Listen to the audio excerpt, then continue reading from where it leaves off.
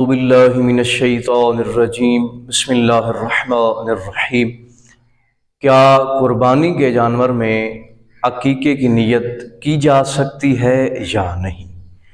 मोमिनीन, जैसे जैसे ईद कुर्बान के दिन करीब आ रहे हैं तो कसरत के साथ मोमिनीन मोमिनात की तरफ से ये सवाल पूछा जाता है, और यकीनन ये एक अहम सवाल है। लिहाजा इस सवाल से तमाम मोमिनीन मोमिनात को आगाही होना ज़रूरी है।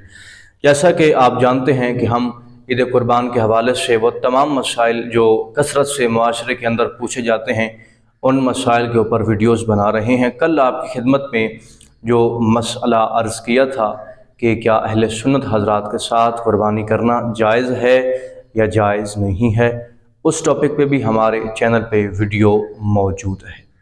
आज के क्या कुर्बानी के जानवर में यानी 10 ज़िलहज को जो आप कुर्बानी करते हैं उसमें क्या अकीके की नीयत की जा सकती है या नहीं। तो यहाँ पे एक अहम बात याद रखें, मज़हब तशय्यो के अंदर कुर्बानी के जानवर में अकीके की नीयत की जा सकती है, इसकी कोई शरई मुमानियत नहीं है। लेकिन एक अहम बात आखिर पे यहाँ याद रखें कि अहकाम जो हैं वो कुर्बानी वाले ही जारी होंगे। आप नियत कर सकते हैं, आपको अकीके का भी सवाब मिल जाएगा, कुर्बानी का भी सवाब मिल जाएगा, लेकिन अहकाम कुर्बानी वाले जारी होंगे। क्या मतलब? जिस तरह अकीके के अंदर वालिदैन अकीके के गोश्त नहीं खा सकते थे, ये कुर्बानी के जानवर में इस तरह नहीं है। अगर आप 10 ज़िलहज को कुर्बानी करते हैं और अकीके की नीयत भी करते हैं तो वो गोश्त घर वाले हजरात वालिदैन भी उस गोश्त को खा सकते हैं।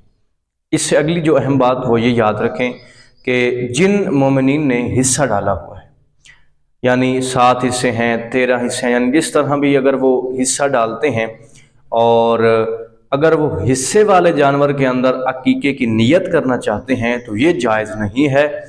अगर आप कुर्बानी वाले जानवर में अकीके की नीयत करना चाहते हैं तो इसके लिए ज़रूरी है कि उस जानवर में किसी और का हिस्सा मौजूद ना हो, वो जानवर आपका अपना ज़ाती हो।